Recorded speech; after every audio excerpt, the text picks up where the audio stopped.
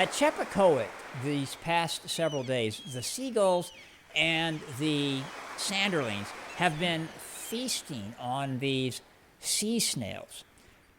Maybe this goes on all the time and I've just never paid attention, but over these past several days, I have been captivated by the drama of this feeding frenzy. And so I've been back and forth to the beach many times to photograph the birds, photograph them going into the surf to snatch a snail, or in the case of the seagulls, hovering over the waves to dive in and grab a snail that's been churned up by the turbulent water. The beach looks like the scrap heap from an oversized all-you-can-eat buffet. I didn't know the name of these obviously tasty mollusks, and I didn't really know how to find out. But one of the days that I was out there, I was standing there with my cameras on a tripod and looking like I had a real production going on, and a couple was walking down the beach, and they stopped to ask if I was photographing the sunset. And I said, no, I'm photographing the birds eating these snails.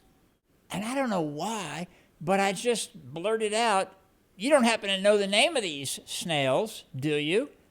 And they said, yes, they are Crepidula Fornicata.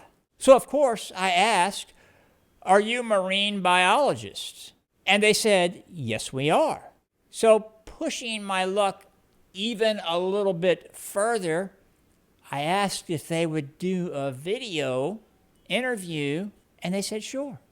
And as a bonus, Anne happened to already have with her an egg case from another kind of mollusk called a whelk that she described for me in addition to telling me about Crepidula Fornicata. So this is the slipper shell, Crepidula Fornicata, and they are a sequential hermaphrodite, which means they change sex over time. And so at the bottom of the stack, they live in these stacks of individuals. I don't know if you can see that there are a whole bunch of individuals on this rock. And one will attach to a rock, and then they form a stack. And the bottom of the stack is females, and the top, the smaller ones, are males. And what happens is when a female dies, the next biggest male gets promoted to being a female. And so that's what they do. So, and they are a native species. Actually, they're native to the northeast or to the western Atlantic. So. Okay, and now tell me what that is.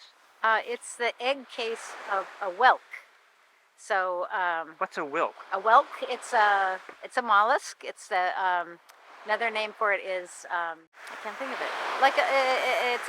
It's a gastropod. It's a big single-shelled, a conch. That's another name for it. Does that make sense to you? Sort of. Yeah. Well, anyway, this is their egg case, and so the baby whelks form in here, and then they hatch out, and they go into the world.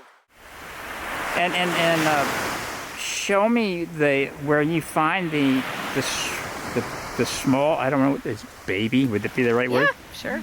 The juveniles. The juveniles. Well, so they're inside these little pockets. And so when it comes time to hatch out, there's a plug right here that gets released and makes a hole in the pocket, and then they escape that way. And so if you pull the pockets apart, that's where they are. So it was a banner day.